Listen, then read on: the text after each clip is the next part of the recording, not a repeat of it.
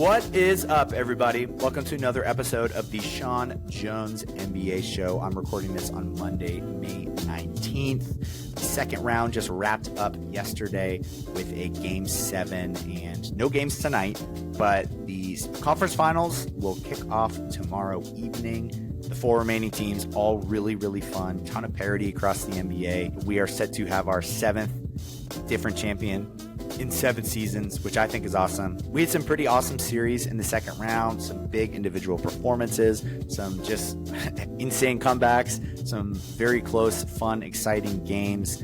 And the conference finalists are set with the Pacers versus the Knicks and the Wolves versus the Thunder. I'm going to do a recap of just all of the 4 series that just wrapped up. Then I will do a conference finals sort of preview where I'll talk about some of the biggest question marks I have and things that could swing the matchup, as well as my predictions for each of the series. So with that being said, let's go ahead and get right into it. I'm going to start with the Thunder and Nuggets series, which wrapped up on Sunday afternoon, in which Oklahoma City very decisively knocked off the Nuggets in 7 games. This was a tremendous series, so it's a little disappointing that Game 7 was not as competitive as some of the earlier games. It was more similar to Game 2, in which Oklahoma City also won that one by about 40 points. But this game early on, a little bit of nerves for OKC coming out. It felt like this could be one of those scenarios where the more experienced team is a little bit more comfortable. You know, Denver got up by 10 points early, but Oklahoma City weathered the storm. It was a 1-point game with about 3 minutes to go in the second. And OKC finished the half on an 18-5 run and really never looked back. And that was largely sparked by a big second quarter from Jalen Williams, who had been a big talking point to this series because he did not play super well throughout most of it, but obviously stepped up in the biggest moment. And that's really all that matters when we look back on this. But this was a great series, as I mentioned. It was, in my view, the best team versus the best player. And Jokic once again reminded us, how great he is. He puts up 28, 14, and 6 averages on 48% from the field. And it kind of felt like it wasn't even a great Jokic series. So to have those kind of numbers, he continues to just be such a dominant player. And honestly, probably the best player we've seen since prime LeBron at this point. I know we've had some other guys in the discussion for best player in the world since LeBron has declined a little bit, but I think Jokic is just so obviously pushing himself into that top 20, top 15 type territory. And if he was able to get this series win and go on to the finals and God forbid even win the thing, it would be pretty hard to argue he's not in that top 10 range. But even with that, I think Oklahoma City did a really, really good job guarding him in this series. And that's one of the reasons why they were able to prevail. They kind of surprisingly started with Chet Holmgren guarding him to start the series in Game 1. And I think they quickly realized maybe that was not the best matchup.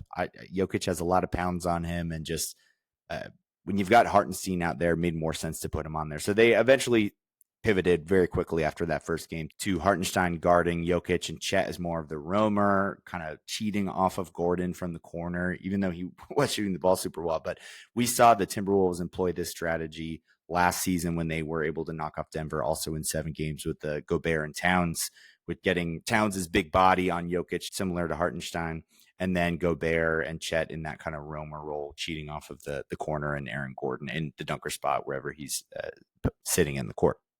But they really packed the paint on Jokic, and I thought it did bother him. I mean, the shooters around him were not making them pay. Last year we saw them do this similar strategy against Dallas. Obviously, totally different animal because Luka and Kyrie more perimeter-oriented players. Jokic plays a lot in the paint.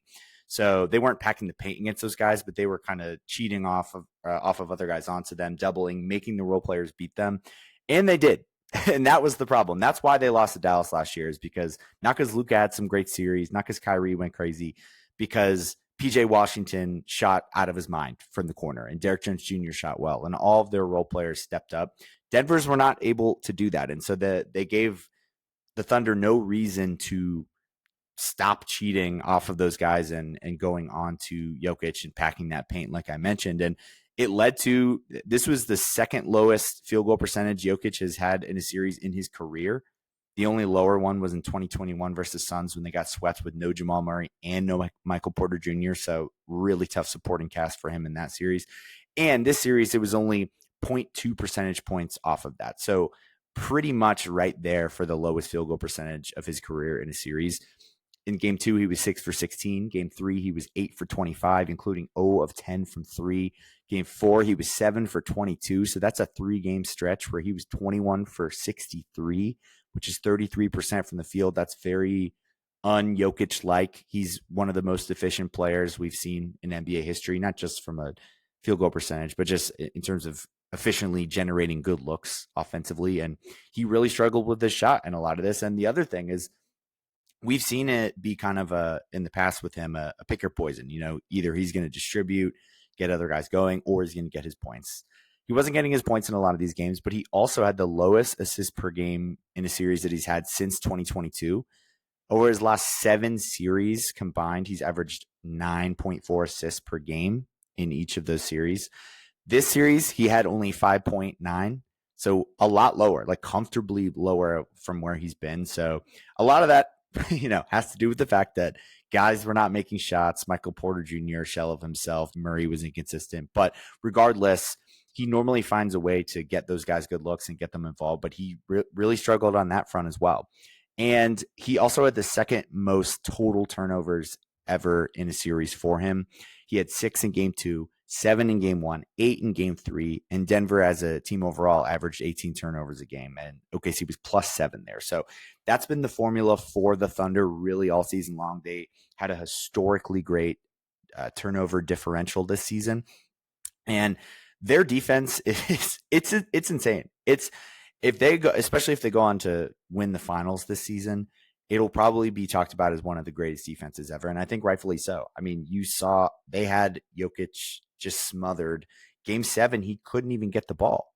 I mean, Alex Caruso, of all people, was doing a phenomenal job denying the ball. I'm sure he got away with being probably a little extra physical, because I do think in today's modern NBA, when smaller players guard bigger players, they get a little bit more leeway because of the size disadvantage to be either more physical, or if the offensive player makes sometimes even just like a normal move, but the little guy falls over, they'll more likely to call that as an offensive foul. But overall, I do just want to give credit to Denver, because I know they lost this series, but this was more competitive than I thought. It went 7 games. I didn't think it would go that far. I did have it going 6, but even just how competitive each of the games were. Game 2 and game 7 obviously were not, but all the other 5 games were extremely close. Could have been anyone's game down the stretch. And that's just really impressive for I've talked all year about how just insanely good this Oklahoma City team is, especially on the defensive end, but 68 wins, one of the best net ratings in NBA history, top 2 all time.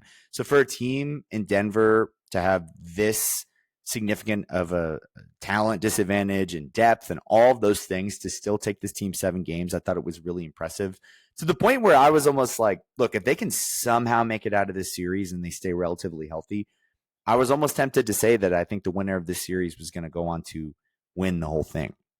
And like I said, even in a not great Jokic series, he still had insane numbers. He still had a just masterclass game 5 with 44 and 15 on 17 of 25 shooting. But that game, and it was in a nutshell why they couldn't win this series. In the fourth quarter of that game, Jokic had 13 points on 4 of 6 shooting. The entire rest of the team had 6 points on 1 of 15. And the one was a garbage time layup, basically as the time was expiring. So for as long as that game was in question, his teammates were 0 of 14 from the field in that fourth quarter. And that is just in a nutshell why they were not able to win this series, because they had 4-ish guys they could trust. Like Michael Porter Jr. was, I'm sure there's going to be something that comes out that said he was playing very injured, but 7 points per game on 32% from the field, 25% from 3. If he's not scoring and not shooting, he just does not offer enough else out there on the court. He's a defensive liability often, but they couldn't really bench him because they didn't have any other options. I mean, Jamal Murray was not great, 21 points on 41% from the field. Christian Brown, a little inconsistent, only shot 28% from 3, 41% from the field. Russ was just awful. I'll say this. I think the Clippers series, Russ deserves a ton of credit. I do not think they win that series without some really big plays from him. And just he had his head scratching moments like he always does, but he was really consistently solid. I thought he was a swing piece in that series. And he was a swing piece the other way in this series. He shot 35% from the field, 22% from three. They were a minus 27 net rating when he was on the court in this series. So they were just getting absolutely demolished in the Russ minutes. I mean, they're late in some of these games. He's airballing 3-pointers that aren't even close. So this was really not a good Russ series. But again, just like Porter Jr., they had no choice but to play him because they didn't have any other bodies. Like Strother obviously was massive for them down the stretch in game 6, but he didn't do much else otherwise. He's still a bit of a liability defensively. And then Peyton Watson can make some good defensive plays here and there, but he's pretty much a zero on the offensive end. And then Adelman really didn't explore many of the other players off the bench like Jalen Pickett or anything like that. And I don't blame him. You know, this just isn't a deep team. And like I said, the fact they were even able to get here was really impressive in my opinion. I actually thought Adelman did a really good job coaching wise to take this team 7 games. He mixed in that zone defense, which I thought really bothered the Thunder. I don't know if they were just not really expecting it, hadn't really gone against a lot of zone this year. But Denver was not a great defensive team all year long, but they really, really made it difficult for the Thunder, especially in the half court, you know, sort of bailing out on SGA, bailing out on Jalen Williams, making some of the other guys beat them. And I actually thought the role players for OKC played pretty well overall, but it's still down the stretch of these games. It felt like it was difficult for them to get buckets sometimes, but the problem is it was the same for Denver. You know, both of these teams were kind of not exactly offensive juggernauts through most of the series. But I do think OKC really needed this series. And in a way, I feel like it going 7 is good for them, as opposed to if they just cruised in a 5-game series, which I felt was certainly possible coming into the series. But I think that it was really the first series where they beat a really legitimately good, proven team. And in this case, a championship level team in Denver who won the title just 2 years ago.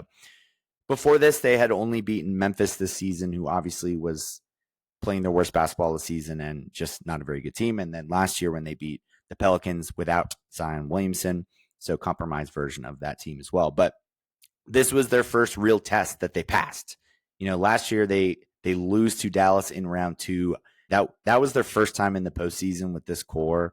And for a lot of these players, first time in the postseason at all. So it's not really surprising the last second round. I picked Dallas in that series. I thought that experience would win out. But this was a series where they grew up because a lot of the worries for this group were about in crunch time, can they get big buckets outside of SGA? And he played at an MVP level, 30 points per game, 7 and 6 on 53% from the field. He was every bit as awesome as you could have hoped, and he hit some really big shots late in a lot of these games. But they also got some really big contributions from some key role guys. I thought Cason Wallace really helped swing game 4. He hit a couple of big threes in that fourth quarter that they really needed to clinch that one. Lou Dort in game 5. They do not win that game without him. He hit 3 threes on 4 possessions in the middle part of that fourth quarter, which was huge because they were really scuffling a bit offensively during that part of the game. Caruso, huge in game 7. Had some big games throughout the series, but he guarded Jokic and it worked. You know, that was the biggest adjustment that they made in that game 7. And I don't think Denver saw it coming. And Caruso's been one of the best undersized players guarding bigger guys in the league for a while now. But Jokic is a whole other ask, you know, and he really held in there. And those guys all shot well for the most part. You know, Wallace was 38% from 3, Caruso 43%. Dort didn't shoot super well, but obviously did make some timely shots, as I mentioned. But in clutch time in this series, Oklahoma City was a plus 2.3 in the clutch in this series, which doesn't sound like that's not a huge net rating, obviously. But Denver, I mean, just 2 years ago, even last year, this is the team that we always talked about as like in a close game, they just win those games. They are the team that if it's close, Jokic is going to make enough plays, Murray's going to hit enough shots, and they're going to find a way to win. And OKC had been kind of getting the rap of the opposite of that, where they had so many blowouts this season that they maybe weren't adjusted to playing in these situations, especially in the playoffs. And they lost a lot of those games last year against Dallas in the same setting. But this year, look, game 1 was really bad. I talked about that on my last pod. They were up 13 with 6 minutes to go. They're up 9 with 3 minutes to go. They totally blew that game. Chet misses 2 free throws down the stretch. Their foul of 3 strategy is just horribly backfires. They have some turnovers late, and that was bad. And then game 3, they were outscored 11-2 in overtime, so that wasn't great either. But as the series went on, they got more and more comfortable in those situations. Game 4, they were down 8 early in the fourth quarter, and they finished the game on a 29-16 run to win that one. Game 5, they're down 9 early in the fourth quarter. They finished the game on a 31-15 run. And in that game, they were tied at 103 with a minute 20 left and finished the game on a 10-2 run. So they had some really big moments down the stretch of some of these clutch time games, which I think they really needed, especially against a team like Denver, to prove not only to us, but to themselves that they can win those games, because it is a process as a young team to be able to get to a point where you're comfortable in those situations against an experienced team.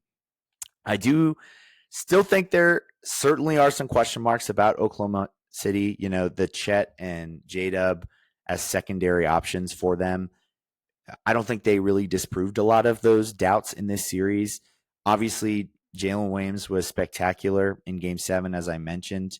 But if you look at just the other swing games in the series, if you take out Game 2 and Game 7, which were blowouts, which they probably could have won even if he didn't play super well, just because the team played so well. He was great in Game 3. I'll give him that. 32 points on 11 for 21. But Game 1, he was 5 for 20, and they lose that one in clutch time. Game 4, 2 for 13, and they win that one, but not because him. Game 5, 5 for 14, and they win that one, but it was more in spite of him. Game 6, 3 for 16 from the field, and they lose that one as well. So in those 4 games, he went 15 for 63, which is 24% from the field. Like I said, he stepped up in Game 7, but it is fair to say that he did not have a good series overall. He just did not shoot the ball well. And I don't really think it's anything Denver did crazy to guard him. I thought he was getting pretty good looks. I thought he was fine as a initiator on the offense. It's not like he was being suffocated. He just didn't make shots. That he's made a lot of those all year. And so the doubts are going to remain, because if they lost this series, it was really going to be a tough offseason for him. And I think that they were going to have to look themselves in the mirror and think, is this the guy that we think he can be? I know he's still super young and it's kind of unfair, but those shooting numbers are alarming. And it's the second year in a row, especially in this second round, where he just didn't have it more often than he did. And then Chet, it's not like Chet was awful. I mean, 14 and 11, 46% from the field for the series, 22% from 3. So didn't shoot well from there. Missed those big free throws that cost them Game 1. Again, he was fine. Good defensively. So was J-Dub. But the hope is that when J-Dub didn't have good games, the Chet can step up. And he didn't really do that a ton either. And so the two of these guys, they're both going to be question marks for the team moving forward. We know what we're getting from SGA. We know how suffocating their defense is across the board. And the role guys, for the most part, contributed as expected, if not better than you could have hoped for. But they made it through the series. And so the question marks will loom, but they'll have more opportunity to, disprove that narrative as the number 2 guy.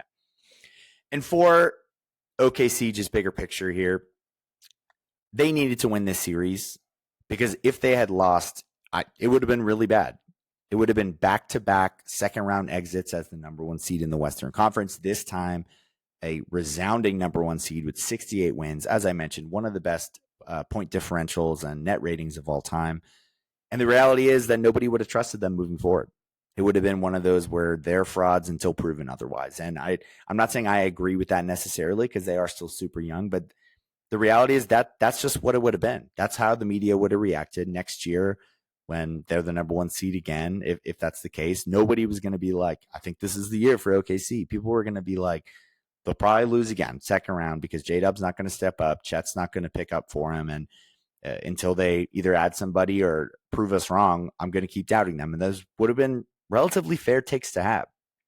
But even just winning this series, even if they go on to lose in the conference finals or just not win the whole thing, at the very least, you can point to linear progression. Last year you lose second round. This year, you at least made the conference finals. So you can spin it positively, even if they don't win the title, having won the series. They finally knocked off another really good, like borderline contender team, which they hadn't done in the past. So we checked that box as well. But this series was a must have. It was going to be a long offseason for this group if they didn't win it. And then just wrapping up with Denver moving forward, like where do they go from here? This is clearly a very, very flawed roster, a very, very flawed team. They are just getting bailed out by Jokic. I said this in my podcast about when Mike Malone was fired. This franchise has been questionably run, in my opinion, in the sense that they are not doing everything they can to maximize Jokic's prime. And they have put them in a position where they don't even have a lot of options. Like, you cannot have 5 to 6 playable guys in the playoffs. You need more bodies than that. And they've let productive role players walk away for nothing. They have not backfilled them well with their draft picks outside of Christian Brown.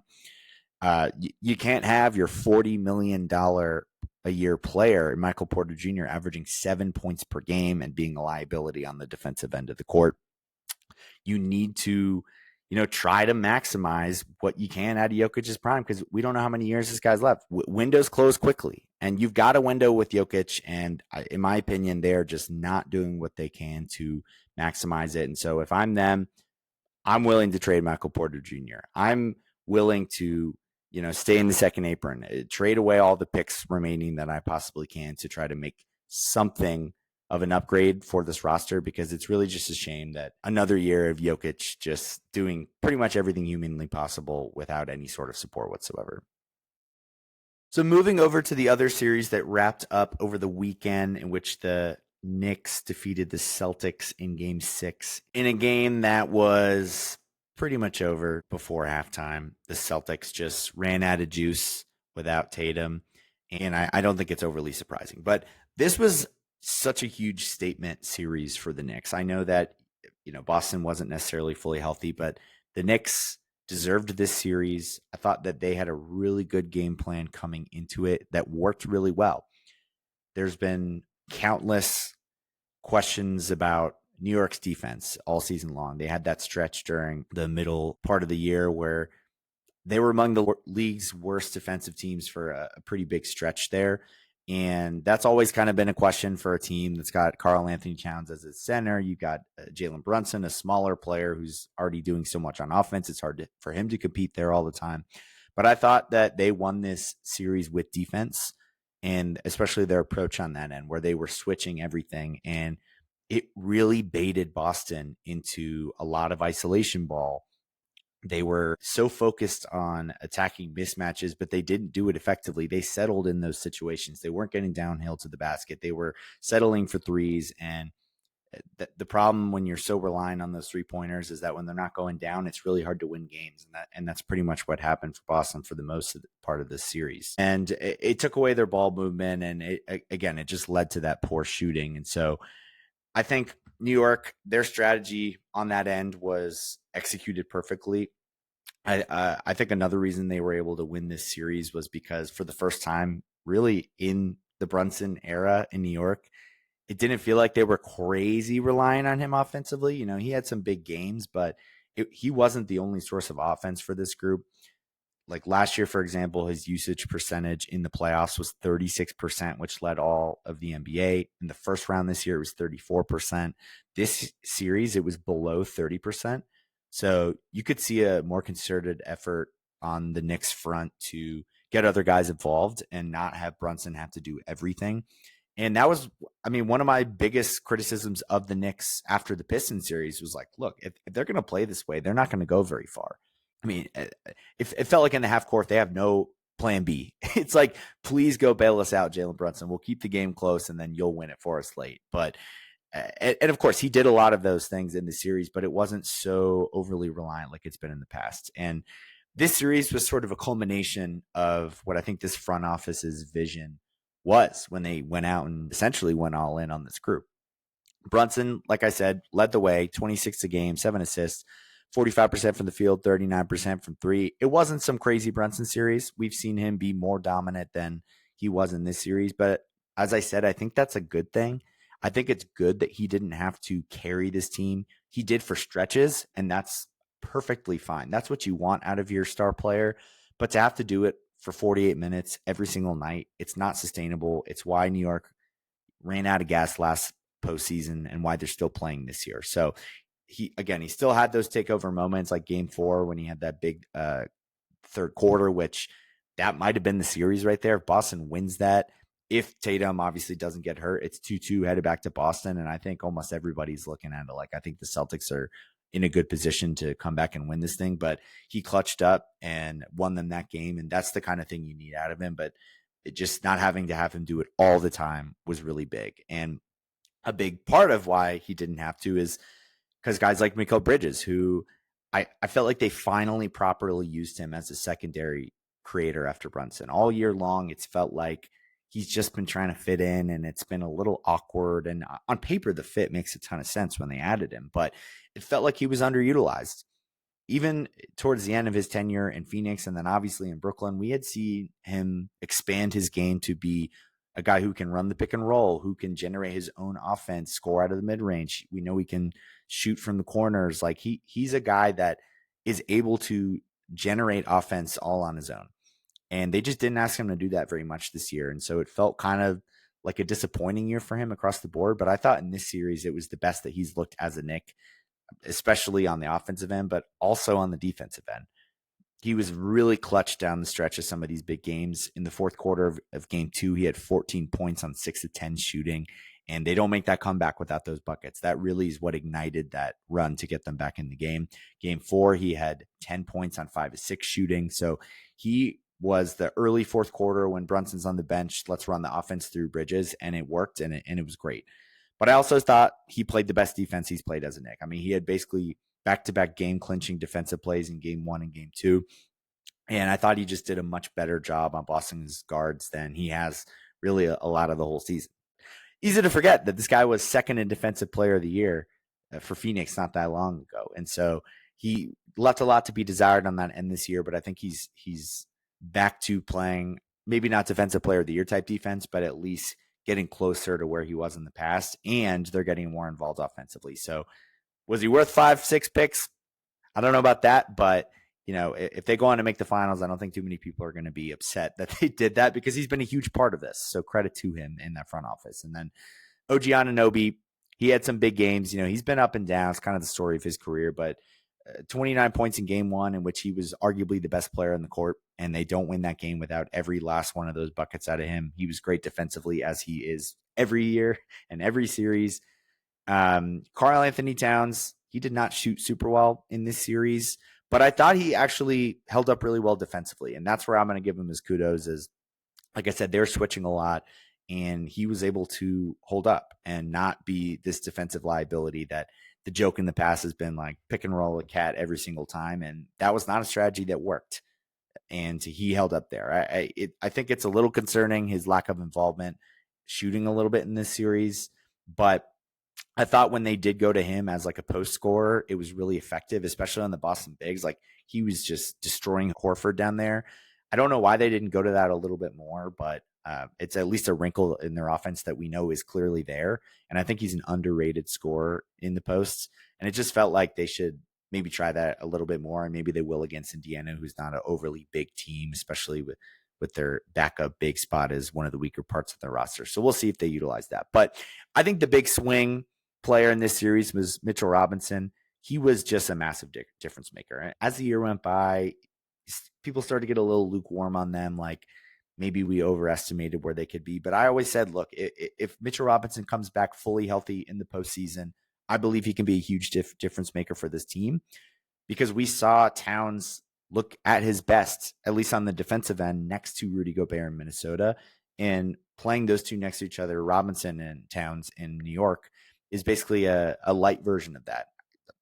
Robinson is obviously not Rudy Gobert as a defender or a player, but his defensive impact in this series was extremely noteworthy. They were a plus 18 net rating when he was on the court. No other Knicks starter in the series was better than even +1. So he was far and away the most impactful player from a net rating perspective.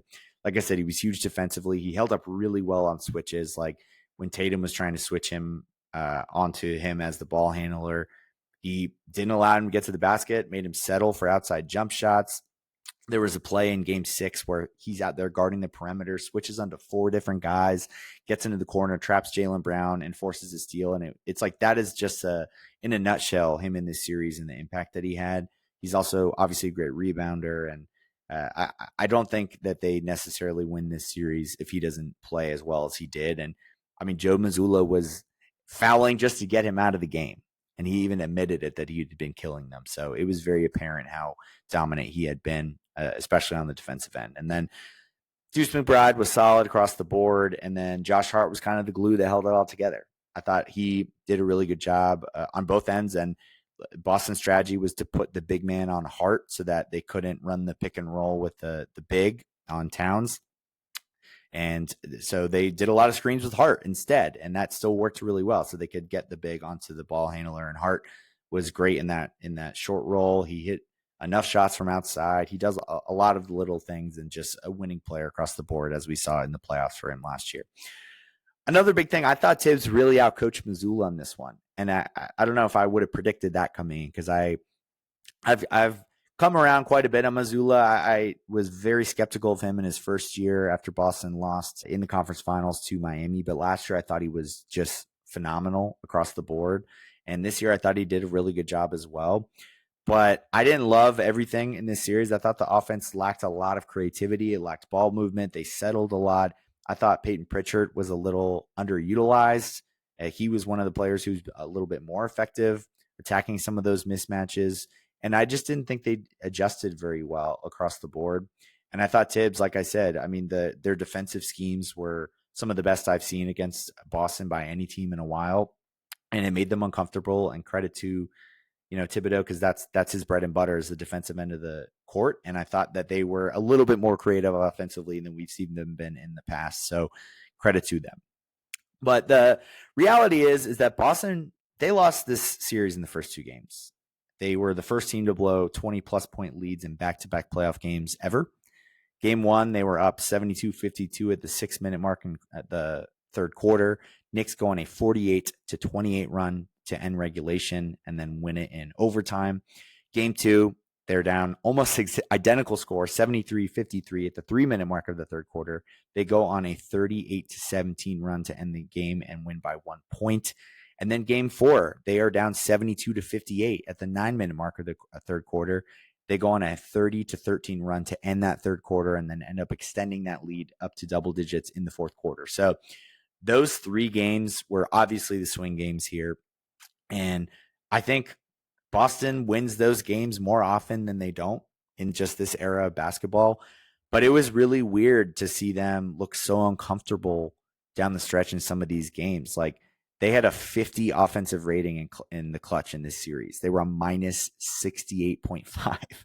This is a team that was dominant in the clutch last season, especially in the postseason, where they just, you get a close game and they were going to win it every time.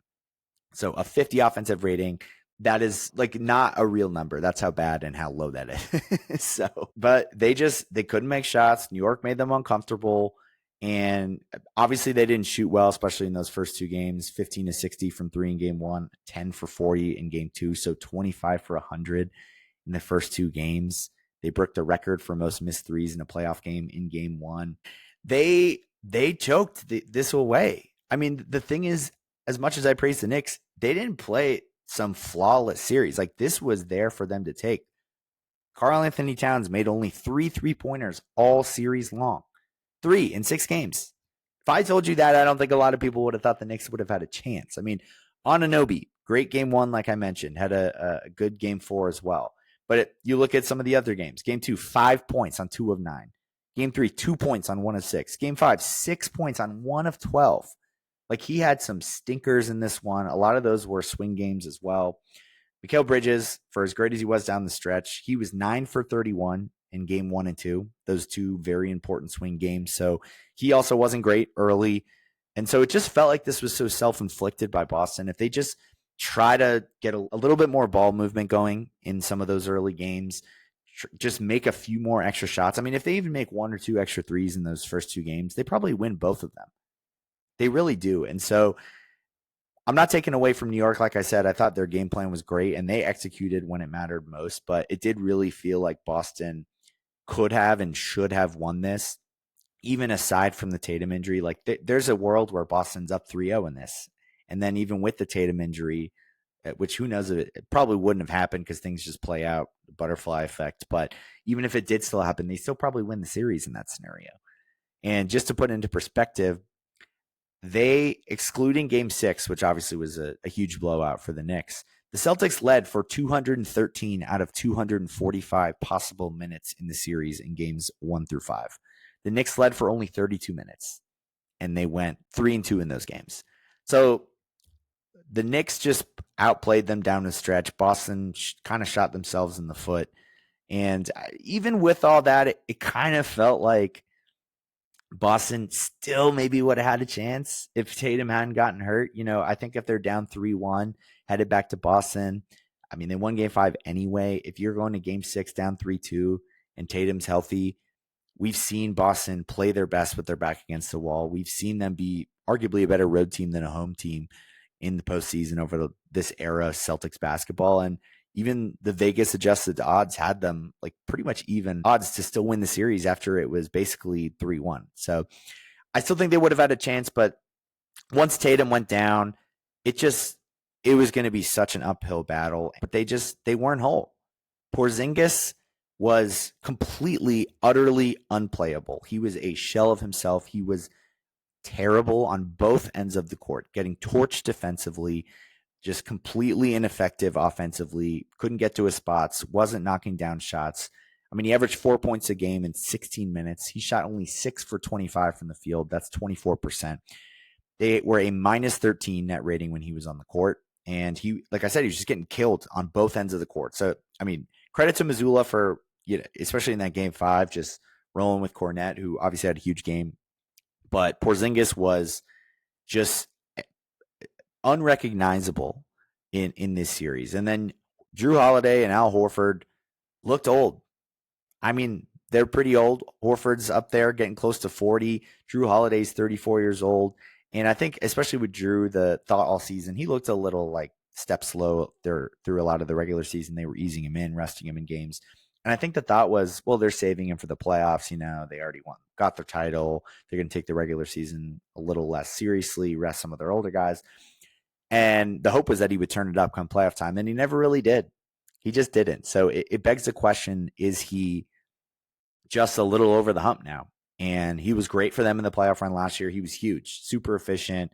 They don't win as easily. I won't say they don't win without him playing like that, but they don't win as easily and cruise to that title without his play. There was talks of him being in the discussion for finals MVP. That's how good he was. And he was great in the conference finals as well. But 9 points per game, only 7.5 field goal attempts. That's just not enough. When Tatum's down like that, Porzingis is unplayable. Like, he's got to be more aggressive, and he just wasn't able to do anything offensively, really. And then Al Horford, they were a minus 5.8 with him on the court. He's kind of been their saving grace, and they're obviously their Porzingis insurance over the last few years. But that that insurance policy looked like it was running up because he just wasn't very effective. He didn't really make shots from outside. He's just a lot more easy to attack than he used to be. And he's just a body out there. He's a smart player still. And he's not totally washed, but he's not a guy at this point that you can just count on for 35 plus minutes in a high leverage playoff game. Sam Hauser obviously missed a few games, and then Tatum was out. So it was not a whole version of this Boston team. It was a compromised version of what we've seen them be. I don't say any of that to take away from the Knicks. I think they fully earned this series. There's no sort of asterisk on the series, in my opinion, because Tatum, when he went down, it was already 3-1. I think Boston could have come back, but to expect that, it's really unfair to just assume that would happen. But obviously, the greatest consequence of this series for Boston is not that they lost in the second round. It's that Jayson Tatum has a torn Achilles, and he's probably not going to play a single minute of basketball next season.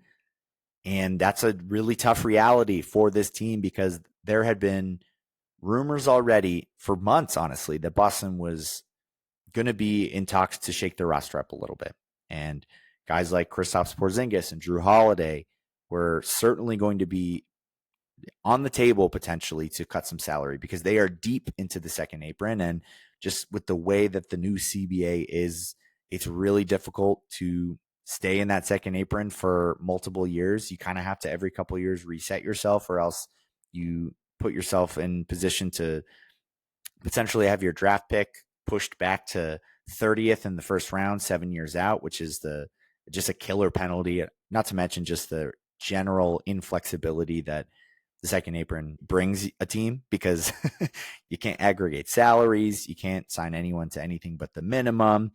There's just a lot of things that make roster building more difficult. And so with Kristaps Porzingis having 1 year left at around 30 million for next year, Drew Holiday with 3 years, a little over 100 million, it makes sense that one of those guys might go. And I think that they were probably going to do it anyway. But with the Tatum news, it makes it, I think, increasingly more likely, because I don't doubt they could still make the playoffs next year without Tatum, but they are not sniffing contention. They are not a championship caliber team without him. He is the heart and soul of this team. He has made All NBA first team, I think, 4 straight seasons. I think it's going to be 5 after they announce it this year. He is their leading scorer, their leading playmaker and assist guy, their most versatile defender probably. He's been an Iron Man as well. I mean, he hasn't missed more than 10 games in a season in his entire career. And so they are just not going to be able to survive life without him next season. And so I think it's likely they view it as a throwaway year. And I think that it's likely that one or both of Holiday or Porzingis get moved. I can't totally rule out them moving Jaylen Brown. I think that would maybe be a little unnecessary, and I think they'd be pretty hesitant. They'd have to get some huge package and be all bought in. But I also think the new ownership thing complicates things a little bit, because, I mean, just with how many new owners we've had recently that have made big moves that didn't land so well with their teams, for them to come in and immediately trade Jaylen Brown, it feels like a risky PR move, but it probably would be, from a financial perspective, an okay decision. But they have other avenues to, cut that salary. And so it's really just a tale of how short windows are in the modern NBA. I mean, I talked about this with Denver a little bit. It's fair to wonder if their window is basically closed unless they start to make some drastic moves. Boston, 5 conference finals in the last, I guess, 8 years now it is, a couple finals appearances, champions last year. And if you were drafting teams a month ago to say whose next 3-4 years would you want to take, I think probably you have Oklahoma City first, but Boston is probably right there next.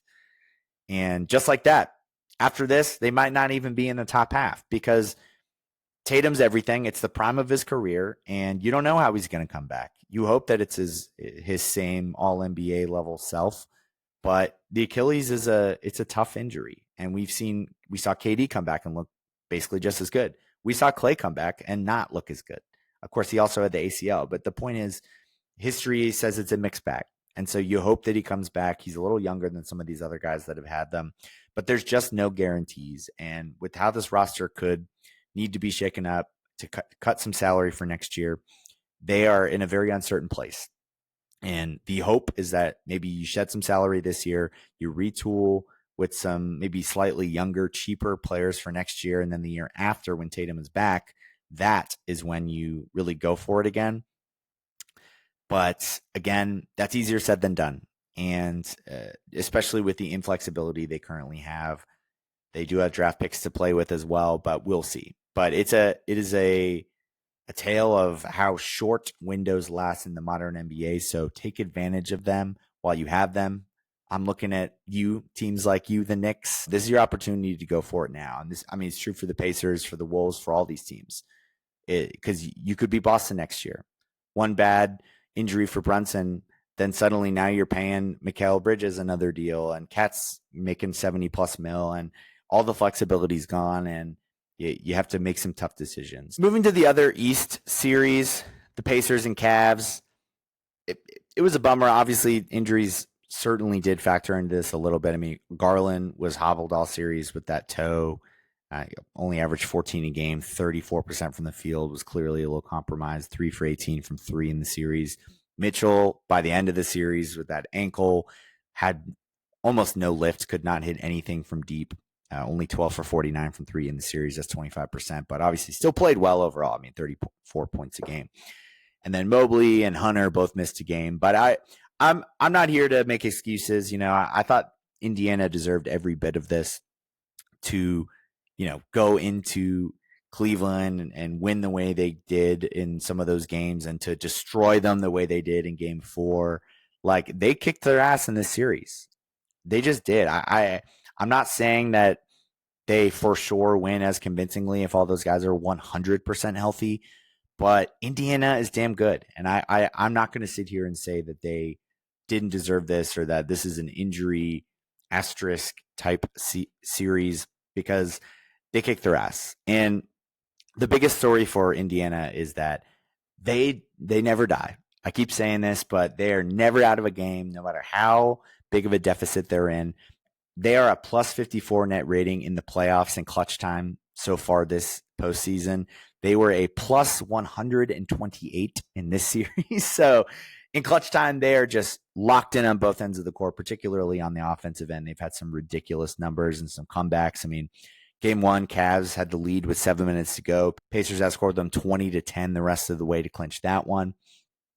Game 2, they're down 7 with 47 seconds to go. The second time they pulled off a comeback in that short amount of time in this playoffs after doing it against Milwaukee as well. Then game 5, down 19 with 8 minutes to go in the second quarter. And they didn't panic. They never felt like they were out of it. They chip away. They immediately go on a 27-9 run, opened up the third quarter on a 28-8 run after the first 2 Cavs buckets. And they never really looked back after that either. And so it just feels like they're never out of a game, and they're just so dangerous in any series against any team. They play to their competition, which can be bad sometimes in a long regular season, but come postseason time, it feels like they're not scared of anybody. They didn't, even though last year they got swept by Boston. Obviously, Halliburton got hurt, but they were in all of those games. They were right there. It was a very close and competitive sweep. And Halliburton just continues to control the game, just really unlike almost anyone. I mean, I'll take Jokic over him in that capacity, but in terms of just generating offense and good looks, manipulating the defense, just a dominant passer, playmaker. His stats aren't sexy. He only had 17 and 7 averages in the series, but he shot the hell out of the ball, 54% from the field, 46% from 3. And then the eye test is just that, 1, he makes clutch plays when he needs them, and 2, he can turn it on and be as dominant as anyone on the offensive end when he's feeling it. But what's so great about Indiana is that they're not hugely Halliburton reliant. He's such a unique guy where most players like him that control the game the way they do are really ball dominant guys, and he's not. He's not even the leader in usage rate on the team this season. That was Siakam, actually.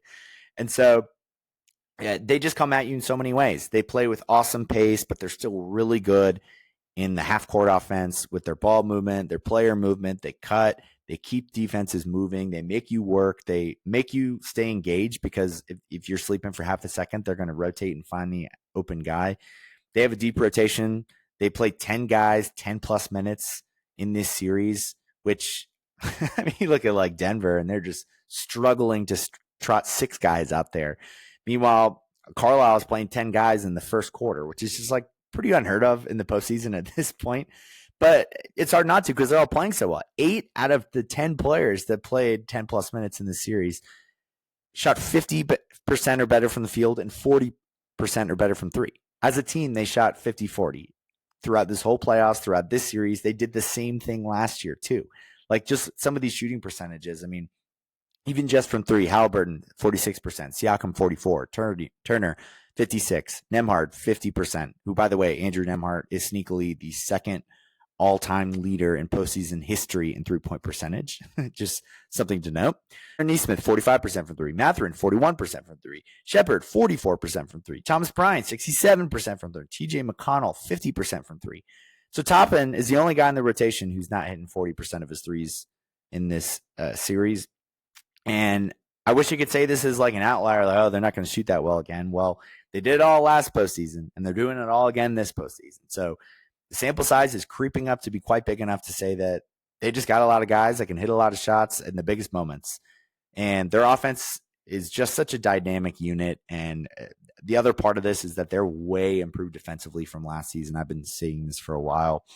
Since their 10-15 start in the regular season, they were 7th in defensive rating over that span. They're 48-19 record wise. That's a 67 game sample, almost a full season of playing near 60 win pace. In the playoffs, they're 2nd in offensive rating, 7th in defensive rating, but where their defensive rating is would fall into 9th during the regular season. So they've maintained a top 10 defense and that level into the postseason as well. And so they are a force to be reckoned with. They are to be taken seriously. You can argue all you want that the conference finals was a fluke last year, but you did it 2 years in a row, and I'm just not really buying that it's an accident. It's really hard to make it one time. Just ask Joel Embiid. Ask Donovan Mitchell how hard it is to make the conference finals. So to do it 2 years in a row, I know it took some luck, but every deep run ever takes luck. It's just part of attrition is a huge part of the NBA postseason, unfortunately. And we saw a lot of injuries this year. We saw a lot of injuries last year. That's just how the modern NBA is. And it's not like the Pacers didn't have their own fair share of injuries last year and this year to an extent. I mean, their whole backup center rotation didn't make it through the first month of the season. But on the Cavs side of things, even with the health stuff, they looked broken. It just, all of my fears with Cleveland came to fruition in this series. I have been on this soapbox for a little bit now about how, look, this is great in the regular season. I want to see it in the postseason before I fully get there, before I really trust them in the playoffs. They just dismantled Miami, but I think that was more of an indictment on the Heat than it was anything meaningful for Cleveland. And I picked Indiana in this series because I had all of these doubts about them. And this Cleveland core has now had 5 playoff series together. The Miami series is really the only one that they've looked good, looked comfortable, looked like how they look in the regular season. This series was a lot of the same of what we've seen in the past, where guys just aren't playing to the level that they were before. And you just look at some of their role players that they just didn't make the shots that they did all year. Max Strus was 34% in this series after 39% in the regular season. Ty Jerome, 25% in this series after 44% in the regular season. DeAndre Hunter, 31% in this series after 43% in the regular season with the Cavs. Sam Merrill, 33% in this series, 37% regular season. Dean Wade, 20% from 3 in this series, 36% in the regular season. I mean, they were 29% from 3 as a team in this series after being 2nd in the NBA at 38% on the year. And Jared Allen, the lights were a little brighter than I expected meme is fully fair to bring back. It's not like he was terrible, but it's just like, again, he's just not as impactful as he was in the regular season. They just don't have the same spacing with him out there that a lot of these teams do because he can't stretch the floor, and he's got Mobley next to him. And then, defensively, he's still solid, but a team like Indiana was able to pick them apart. And that was one of the biggest problems for the Cavs in this series, is that in the regular season, they had 112 defensive rating, which was 8th in the NBA. In the playoffs, it was 117, which was dead last among all of the second round teams. And the playoff average is 113. So they were just not good defensively in this series. Again, I touched on how Garland I think it's a little unfair to judge his play necessarily, but he really, really did not shoot the ball well in this one. I know that toe was bothering him, but again, the sample size starts to get bigger and we start to see like how many years can we give someone the benefit of the doubt, because Garland hasn't played particularly well in some of these other series they've had also. And then just obviously Donovan Mitchell, he had big numbers in this series and they probably don't even win a game without him. He was big for them in this series, obviously, but he was a little too big for them. All year, Cleveland had great ball movement. It was a by committee approach offensively. We talked all season about how Donovan Mitchell willingly took a little bit of a step back to let the other guys cook a little bit and get the role players involved and just not be so reliant on him. But this series, he went right back to being the ISO hero ball Mitchell that we've seen at his worst in some of these playoff runs. And to his defense, it's not really that fair because he probably felt like he had to with Garland banged up, and then Mobley missed a game, and like I said, the role guys weren't hitting shots, but he had a 41% usage rate in this series, which was the highest of any series of his career. And we've seen a lot of very heavy Mitchell playoff series in the past. This was the number one most involved Mitchell series. He's 37% for the playoffs in this playoff run, which is a top 20 usage percentage in playoff history for a playoff run. So it was just entirely too much Donovan Mitchell. It's just not sustainable to when you start to play like legitimately good teams. And if you just look at those top 20 usage in playoff history, 13 of the 20 of those guys lost in the first round. 17 of the 20 lost by round two. The only to make it beyond MJ, LeBron, and Luka. So the two greatest players of all time, and Luka, who's up there for one of the greatest playoff performers that we've ever seen. And then 18 of 20 lost before the finals. So Luka gets removed from that. And basically, you have to be a top two player of all time to be able to make that deep of a run and have that sort of usage rate. And so Mitchell's not close to that, obviously. During the regular season, his usage was 31%, which was the lowest he had had since 2020. So, yes, Cleveland was banged up. Yes, their role players didn't hit shots, but I think the biggest reason they lost is they got away from what got them there. All year long, they were a ball movement team, a get everybody involved, a by committee offense, and they immediately reverted back to all of Mitchell's worst habits as a player. And look, Mitchell is really good. Don't get me wrong. I think he's a top 15 player in the league right now. But his track record is starting to not look very good. We know he's had some insane playoff highs. He's also had some really low playoff moments, and he's now 4-8 in playoff series. He has never made the conference finals at 28 years old. The only teams he's beaten those four series were a 37-win Heat team this year, a Orlando Magic team that was led by a second-year, 21-year-old Paolo Banchero, really had no business winning that series, an 8-seeded Grizzlies team that was led by a second-year John Morant, really no business winning that series, and then back in his rookie season, you have to go back to when he beat Russell Westbrook and Paul George in the first round when they were on Oklahoma City, which, of course, you could say that was probably an impressive series win, but in retrospect, when you look at what Russ and George have done in their playoff careers since, you start to be like, oh, well, that makes a little sense.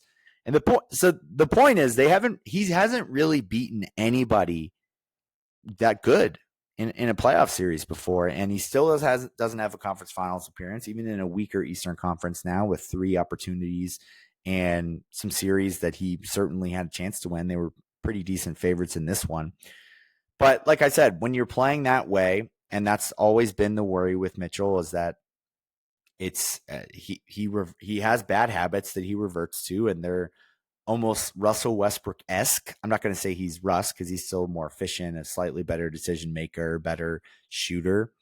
But a lot of the things we shit on Russ for are the same things that Mitchell falls into, and I think that's a big reason why. So I'm not here to label Mitchell as some loser or anything like that. I'm just saying that if he gets into his 30s and we still don't have that conference finals, then we're going to maybe start to have a little bit of a discussion about why every other player of this era, except for Embiid, has, and he's really the only one who hasn't gotten there. So, but for Cleveland, the thing is, the East is going to be so wide open next year. You just take Boston out of the picture, there's a really good chance that Giannis is not on the Bucks next year. If he goes to the West, then the top 2 picks in the draft went to Western teams. Like the East, it's going to be bleak. If you basically completely remove Milwaukee and Boston out of the contenders, what does that leave you with? Cleveland, the Knicks, the Pacers, maybe the Magic if they make some moves. Like it's wide open. It's up for grabs. So I think without that context, I would have probably sat here and said that I don't see how Cleveland can't make a move. I know they just won 64 games, like we've talked about all year, but the playoffs is where you really judge your team and where you see where you stand and what your flaws are. And so I probably would have been ready to say they need to maybe think about moving Allen or Garland or something like that. And I love both those guys. I think they're awesome players, and they're not guys that I typically would be like, yeah, get rid of them. but it's really the only move they have. They're already deep into the second apron going into next year, regardless of any move that they make. They only have one tradable first, which will happen after the draft. They have two other swappable first, 5 seconds over the next 7 years. But even before they re-sign a Ty Jerome, for example, they are in the second apron. They don't have a pick in this year's draft. So there's very limited flexibility. They're not really going to be able to add any impact players unless they trade Garland or Allen or both. So that's really the only move.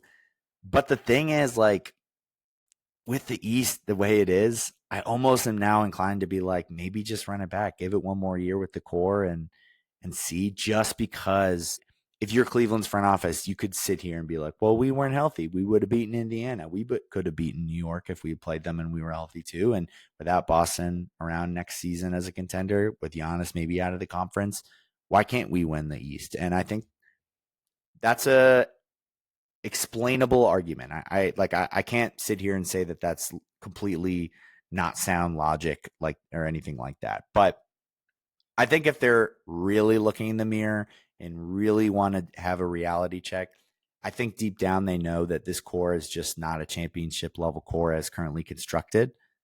I think they have four really, really good players that maybe don't perfectly fit next to each other very well. I think they would be well served adding a bigger wing that can create some offense a little bit more, that can be a two-way guy for them. And maybe I think Mobley probably, if we're being honest, should be a center. I think that's going to be his long-term, more natural position. And so that just creates an awkward situation when you've got Allen and then you've got two small guards in the backcourt that can get picked on defensively without that sort of perimeter stopper on the defensive end on the roster currently. And so I think you might have to trade from your strengths in Allen or Garland to maybe balance the roster a little bit more.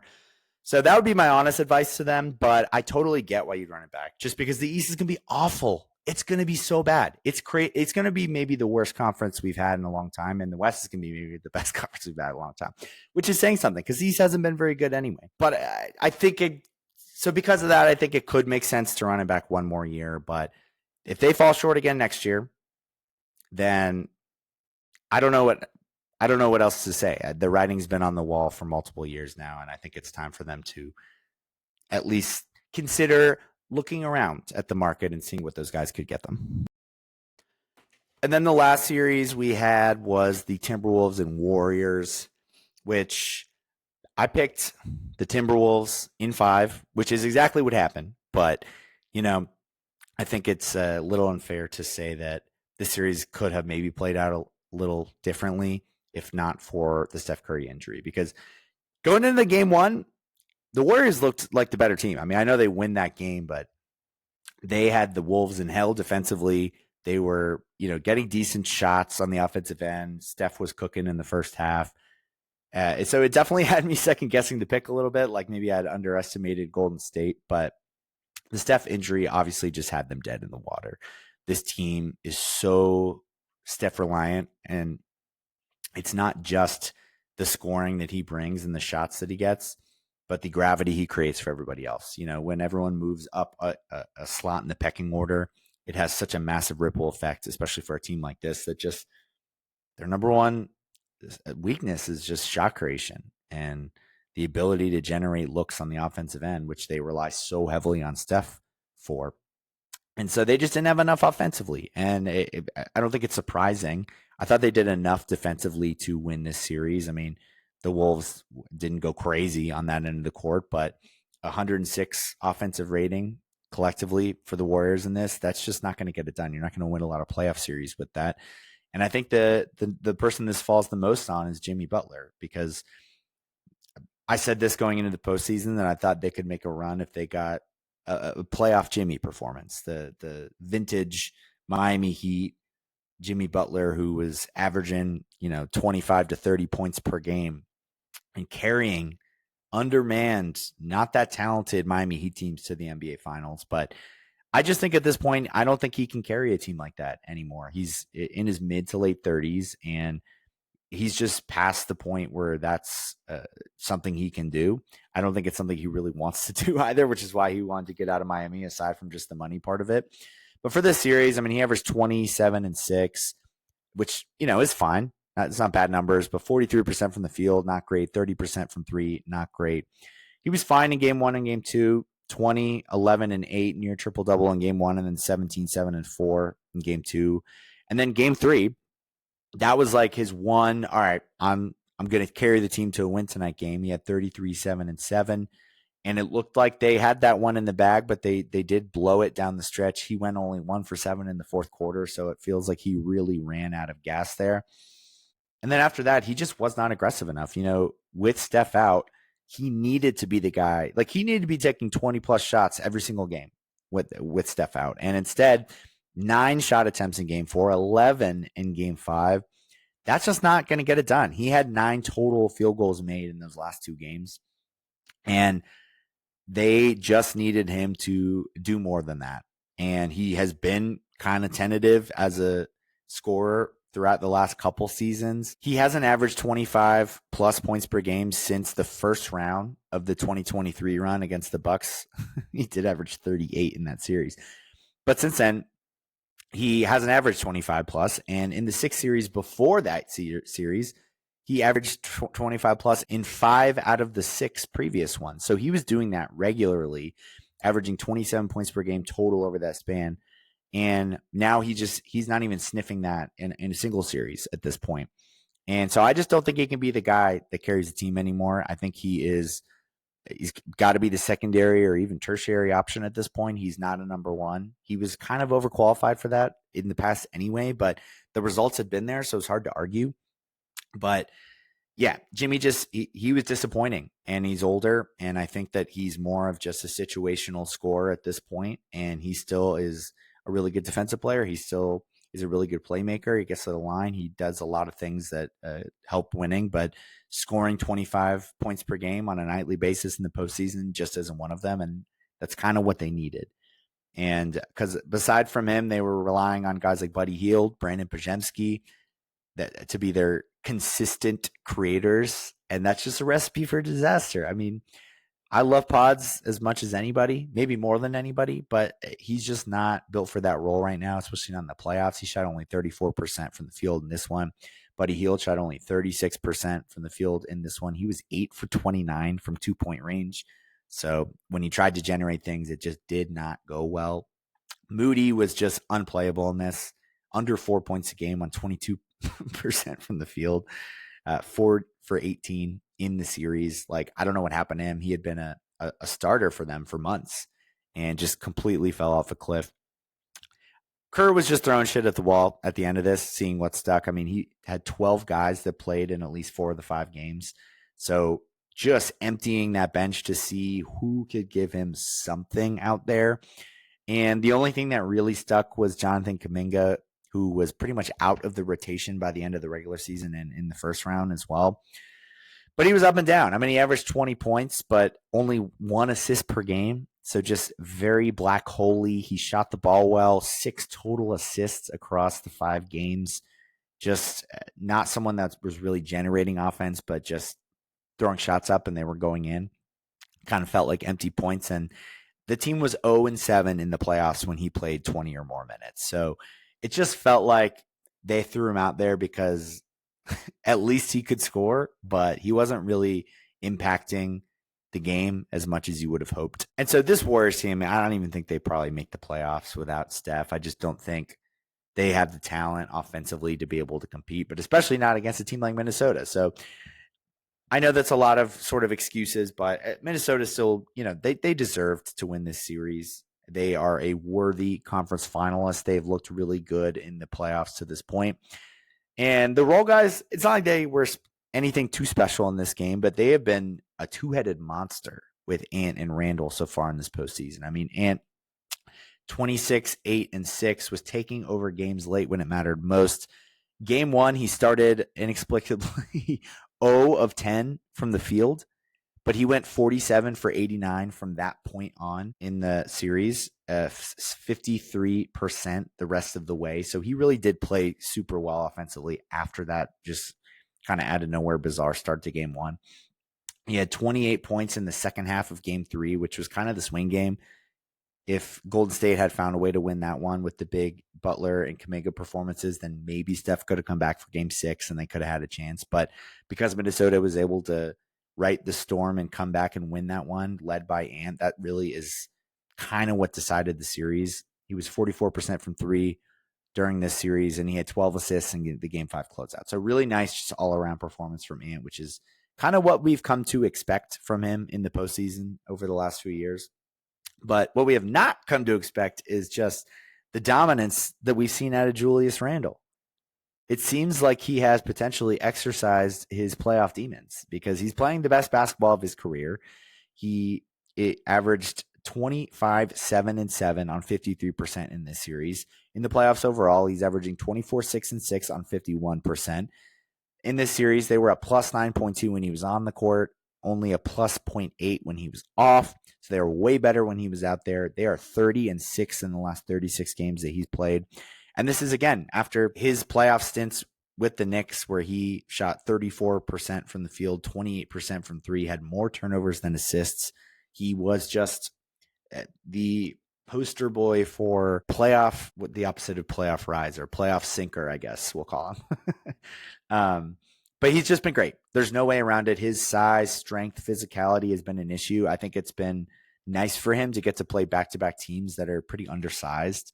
The Lakers obviously don't really have a viable starting center. The Warriors don't really either. They just play Draymond Green there. But hey, he dominated Draymond in this series, and so he's been able to take advantage with his size and strength and just score at will, and so credit to him. They haven't really been totally challenged in this playoffs yet. It feels kind of weird to say they're already in the conference finals, but a big part of that is him. If he plays how he played with the Knicks, I don't even know if they're in this position to this point, and so credit to him. He's been the number one reason, outside of obviously Ant's just consistent brilliance, that they're even here. And I think that their size with Gobert and Reed really bothered the Warriors, just like it did the Lakers. I throw Randle in there too, but Gobert has not had like super flashy stats, but his impact as a just defender, rebounder has been felt. I mean, we saw what he did in the close of that game against the Lakers. He just has been a mismatch for the other teams because of his sheer size, and it has bothered these teams. And so they just continue to trot out maybe the most rock solid top 8 in the league right now. I will say this. It would have been shocking if this series made it to 6 or 7 without Steph. So the Wolves deserve credit because they took care of business, but I don't think there's too much to take away from this series because I think, like I said, the Warriors without Steph, I think maybe the weakest playoff team in the field without him, and not a team that's really a playoff caliber team. And so it's hard to say like, oh, I feel great about Minnesota after this. I feel about the same that I felt because I think they're a really good team, but yeah, they didn't like prove anything to me in this because it just wasn't a really fair litmus test. But they are every bit deserving of conference finals, like I mentioned, and I think the Lakers series is still in top of mind for me because they dominated that series in a way that I didn't think they would. But for the Warriors, their future is, murky at best. They are probably one big piece or two medium-sized pieces away from really being interesting as a contender. I think they definitely need to add a more reliable big man. I don't think they can have Looney and Post as their only guys they can throw out there, Trace Jackson Davis or whoever. It's just by committee, and then Draymond's playing 5 most of the time. I really would have liked if they had went and got like Vucevic at the deadline. I think he would have been just a times 5x on what Quentin Post brings to them as a floor spacer, but he's much better inside. Not the best defender, but still, just give them another option. Give them a little bit of size, bigger body. He's a good rebounder too, and it probably wouldn't have been kind of cheap. They've been linked to Brook Lopez a little bit already. I think that would be a good match too. But again, another really old guy with Draymond, Steph, and Jimmy, all 35 plus, that just add a fourth guy to that core that's 35 plus. I think I'd rather go a little younger, but I know that he'll be cheap, so I understand that. But I think they definitely need to add a big. I think that a Kuminga sign and trade is likely. I don't think that he's a very good fit on this team, and he obviously was not in the rotation for big chunks down the stretch. Really only played late due to necessity. So I think it's probably better for both parties to move on. They maybe would have been smart to have moved him before his value maybe tanked a little bit, but at least he showed some flashes in the postseason where they can maybe get something for him. But I really think they need, aside from just a big man, another semi-reliable wing or creator, or even a guard. Someone next to Steph. Like it could be someone like even I don't know if he'll end up getting traded. I talked about this in Boston a little bit, but someone like a Derek White could be really good for them. Another guy just to take pressure off Steph as a ball handler and as a shooter and a scorer next to Jimmy as well. I think that'd be a great fit alongside a big. I think a big is a must, but I think a guy like that would also be a really nice ass. But I don't know if they're really ever going to get back to being true contenders. If you add Vucevic and a Derek White, are they closer? For sure. For sure. But am I going to pick them over Oklahoma City in that scenario? Still probably not. Am I going to pick them over Minnesota, or if the Lakers, when they add a center, or Houston, if they make a big deal for like KD? I mean, it took them 7 games just to beat Houston without like a top scorer. So I don't know.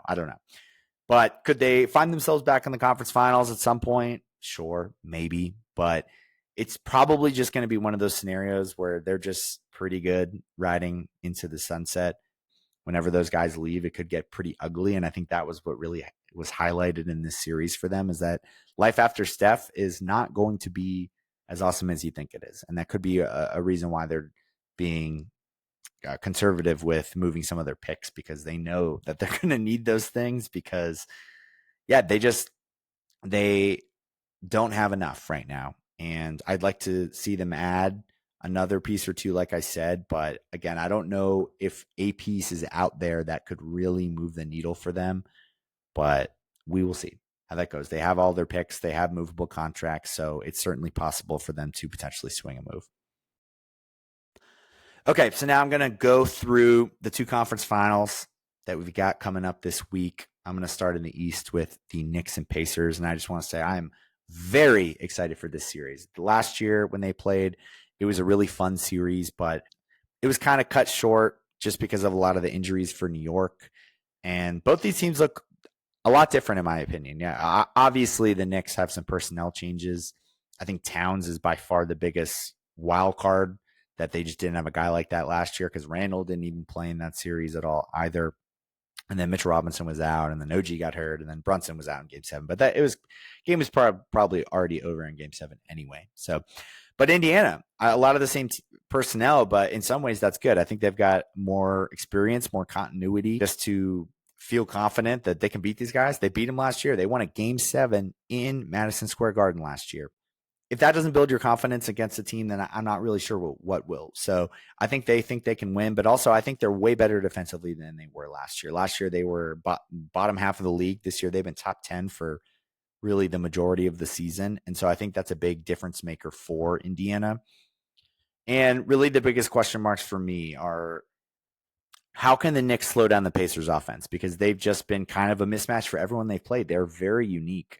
They're not like Boston. They're harder to guard. They won't fall for the trap of matchup hunting or isolations to try to attack those matchups like Boston did. The way they attack their matchups is unique. They do it with ball movement and collapsing the defense. And so I don't think it's going to be as easy of an assignment, which is crazy to say out loud, that Boston was the easy assignment just with how good they've been. But I think Indiana is just so different offensively, not relying on one guy. They don't play isolation, they're just hard to guard.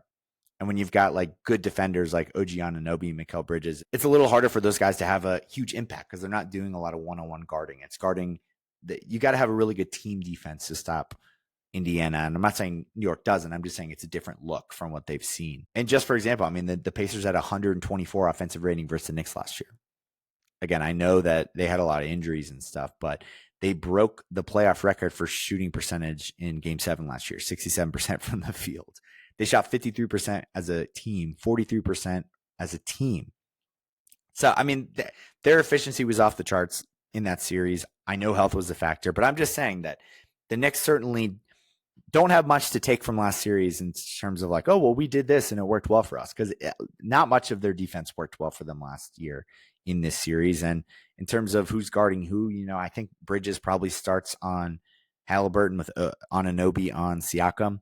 But again, I think just the way that Indiana moves the ball, I don't know if individual matchups are as important for them as they might be for another team. And I think that they've got a lot of guys that can attack. Like, fine, you want to put Brunson on Nembhard? I think Nembhard can attack him really well. We've seen that in the past. Neesmith can attack off the swing and pump fake, drive to the basket and make an extra pass or something like that. And then Turner is a nice pick and pop option. I think a lot of the reason why Boston had been really good against New York in the past is because their 5-out look, and it put Towns in some awkward situations. But that wasn't really a thing because Porzingis struggled so much. But Turner's been playing great over the last 2 postseasons. So I think he, not as good of a player as Porzingis, but can stretch the floor in a similar manner. And I think that could make it, again, tougher for New York to guard them. Another thing is this series is going to come down to who plays better in clutch time, because both these teams have been great so far. The Pacers are plus 54 in clutch time in the playoffs. The Knicks are plus 26. So they've dominated both of these teams. They both had some insane comebacks, and they both have played their best in the biggest moments of these fourth quarters. And so I have no doubt that we're going to have some close games. And so whoever wins those swing games, which I know that sounds obvious, but both these teams, given that they are good clutch time teams, one of them is going to have to, outplay the other one. And I think that's going to be a big factor in who wins this series as well. I think for the Knicks, they obviously have a short rotation. They're playing basically only 7 guys. Can that be sustained? Can their health hold up? They've been very, very healthy this season across the board, other than Mitchell Robinson, who missed a huge chunk of the season. And then Brunson missed some time at the end of the year, but they pretty much already clinched a top 3 seed at that point, so it really wasn't a big deal. But, Mitchell Robinson, since coming back, has been this is one of the longest stretches he played in a while. OG Anunoby's had maybe his healthiest season in years. And so they've got some injury-prone guys that have been able to stay healthy. So can they stay healthy? Can they continue to play big minutes with only 7 dudes as we go down the stretch of this playoff run for them? That's going to be a question mark for me as well. I think that because of their short rotation, their margin for error is a lot smaller than Indiana's. Like, if Anunoby or Mitch Robinson tweak something, I think that could decide the series right there. Anunoby misses 2 games. I think that is enough of an impact to swing this series towards Indiana in a considerable fashion. So that's going to be a question mark for me. You never want to project injury, but you also want to look at the track record for these guys. And the Knicks have been healthy and they play big minutes because that's what Tibbs does. And we're getting deeper into this season. And the deeper you go, the more likely someone could get hurt. Another thing is who guards Brunson. Last year, they started with Nembhard on him, and he got toasted. I know Nembhard's been their main guy on opposing ball handlers and guards, but I think they really need to go with Neesmith, because once they made that switch last year, it was a lot harder on Brunson. And Neesmith just, for whatever reason, was just a tougher guard for him. And Nembhard he was getting cooked. And I think Nembhard's a good defender, but sometimes matchups are just weird and certain guys are just able to do better against other guys. And so I think Neesmith has to be the guy. I would put Nembhard on, Bridges or Hart or Bridges or whoever.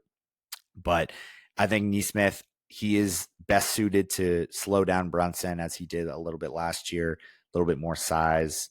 And I think that's the matchup they need to go with. So I'm going to be very much interested in game 1, who lines up against Brunson, and hopefully Carlisle learns from his, I won't say mistake. I mean, it made sense they started with Nembhard on him, but because they already made that adjustment in series last time, I wonder if they'll just go straight to it instead of trying to start with Nembhard and pivot if they need to. I don't see why they would do it that way, but you never know. Another question is, can Towns be the mismatch that he should be?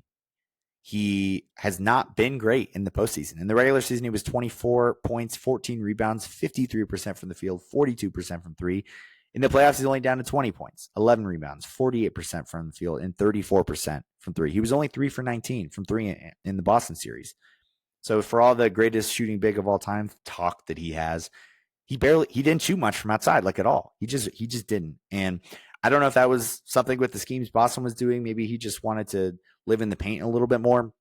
But I think he is the one thing that gives New York sort of an advantage in terms of that's just a layer that they did not have last year offensively against Indiana. And so Towns needs to take advantage. We'll see if he can do so. But that's another question I have. And I think this series is just going to be really hard to pick. I think both of these teams have a clear identity. They know who they are. They know how they want to play. Knicks want to slow it down and play in the half court. Pacers like to play with pace and get the ball up the court, ball movement, player movement. Knicks are a little bit more matchup attacking and manipulating the defense with one or two guys. So it's contrasting styles. It was fun 7 games last year. I think I'm going to go Knicks in 7, but I do not feel good about it. I just think that the Knicks, if they maintain their health, they're slightly more talented at the top.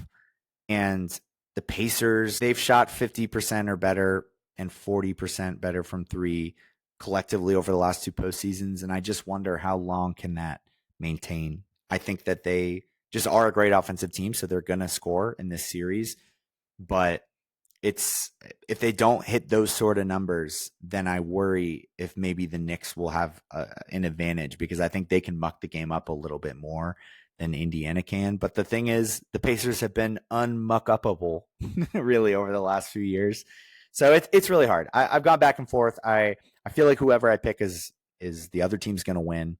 So I am going to go with Knicks in 7, but again, I don't feel good about it. I think Indiana absolutely can win this series. Absolutely can. I think it is a total toss-up, and no outcome will surprise me because I think they're both really, really good teams. And I just think that the Knicks, when it's really hard like this, I normally default to the star power at the top, who's got more of it, and I think the Knicks have a little bit more.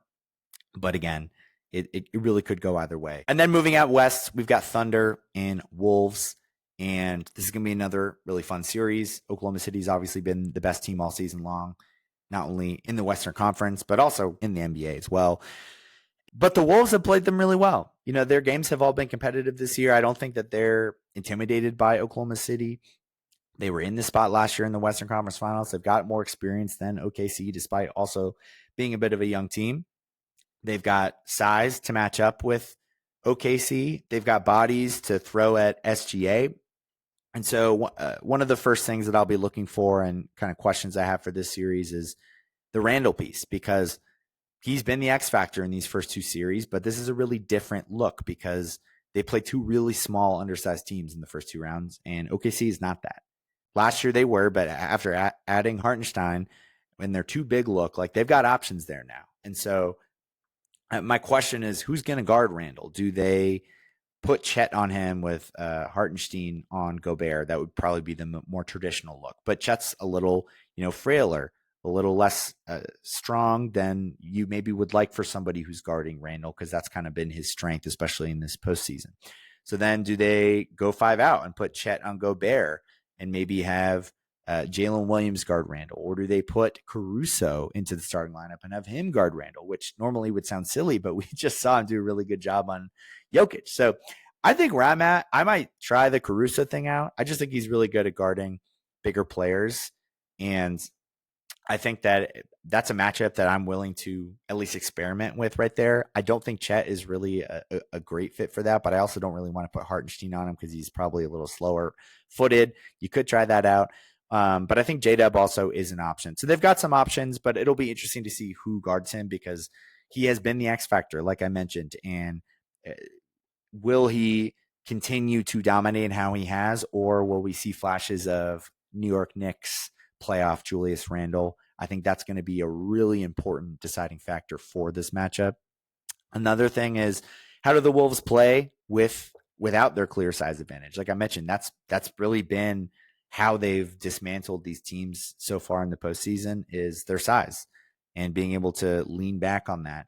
Whereas they're just not going to have that advantage against Oklahoma City because they can deploy the 2 big lineup that's super effective. They're going to have a 7-footer out there basically at all times. So I just don't think that that's going to be the advantage that it's been for them. And so I'm just interested to see how Minnesota looks without that clear advantage, because it's going to be a different look from what they've seen. Another one is, can J-Dub play with any consistency? And can they survive if he doesn't? Because I already walked through his shooting splits from the last game, or from the last series. He wasn't great in the playoffs last year either after the first round. And so it's his first time in the conference finals. If Randall is dropping 20, 25 a night, and he's efficient in doing so, that's going to be 50 to 60 points every single night from Ant and Randall that they're getting. If Shai's dropping 30, who's getting that 20 every night? Do they have a guy that can match those guys? And so I think just given how good Randall has been, someone on OKC is going to have to match him from a production standpoint if they want to comfortably win this series. And so maybe it's Chet, maybe it's J-Dub. Regardless, the Wolves are a lot deeper than the Nuggets, for example. So the Thunder are not going to get by on just winning from depth like they've done in the past necessarily. The Wolves have role guys that can match the play of the Thunder. So I think that makes that number 2 matchup so much more important because Ant and SGA are going to go at it. The role guys are going to be, probably a little up and down because that's what role players are, but relatively consistent for both sides. So the number 2 J-Dub and Randall is going to be a big thing for me. And then I think one thing OKC might do that we might see more of this series is go more 5 out because they kind of abandoned that against Denver with Jokic, but I don't think that that's going to be much of an issue. I don't think they're going to be so concerned about Rudy Gobert on offense, but obviously that'll spread the floor a little bit and it's going to pull Gobert out of the paint, which Golden State and LA, I think, tried to do that a little bit, but because they had no actual size when they were doing it, it just, the pros of doing it didn't outweigh the cons, whereas OKC can still have a 7-footer out there on the court when they're also spreading the court out with all 5 guys on offense. So it's just another look that I think Minnesota really hasn't seen. Other teams were having to pick their poison. Let's play a big who can't shoot, or let's just play no big, basically. Whereas OKC has the ability to play a big who also can shoot. And so I think that we'll see a little bit more of that after they kind of abandoned that against Denver, but I think that was a Jokic specific thing. And then lastly, who will be the best player in this series? SGA has been the better player this year. He's probably going to win the MVP, but Ant has been a spectacular postseason performer. He was a viable candidate for first team All-NBA this season, in my opinion. And he goes in every series thinking he's going to be the best guy. The guy took down KD last year. He took down Jokic last year. He took down Luka this year. He took down, I was going to say Steph. I guess that's not fair. But the guy's been a killer against the top guys. And he's won the matchups against these guys in pretty much all these series. And so if Ant thoroughly outplays SGA, then I think that's big advantage Wolves. But I think ultimately this is going to be pretty even. I think they're both going to get their points. I think they're both going to be really good because that's just what they've both been. And so that's why I think this is an interesting discussion, but I think the secondary guys are really what's going to swing this more so. But ultimately, I'm going to pick the Thunder in 6 games. I think it'll be competitive. I do think the Thunder are just a better team, though. I've been on them all year. I'll say this. I'm going to keep saying this every round. Like, this is a historically good defense, a really, really good team across the board. Their biggest question mark is just who can score 22 points a night next to Shai. And I think they've just got enough by committee to be able to continue to get through these series. I'm not saying it won't ever come back to bite them. It very well may. But I just think that Oklahoma City is so suffocating defensively. They can just lean into that and continue to win that way. Like, for example, they just had to make a decision between 5 out to be better offensively, but maybe not guard Jokic as well, or have the 2 bigs to guard Jokic and maybe suffer a little bit offensively. And they just leaned into their defense because that's their identity. And I think they're going to keep doing that. And they're going to keep winning the turnover battle. And they're going to keep having these perimeter scorers just getting hounded by all these guards and wings that they have to throw at them. And I think both of these teams are really good, though. I think both would be worthy NBA finalists. But I think this is just Oklahoma City's year. And I think that they're the best team remaining. And it's not a knock on the Wolves. I just think OKC really is that good. And that's going to do it for this episode of the Sean Jones NBA Show. Thank you so much for listening. As I said, conference finals are set to kick off tomorrow night, so very excited to watch those games. I think they're both going to be 2 awesome series, 4 really fun teams that all feel like they could maybe be competitive or maybe even beat any of the other ones. We've got a lot of parity in the league, as I mentioned, and it's cool to see. So I'll be doing a mid-series check-in after game 2 or game 3 of each of these series. We'll see from that point on. And then obviously we'll recap the series when they wrap up and then talk all things NBA finals once we get to that point. But with that being said, thank you so much for listening, and I will chat to you soon.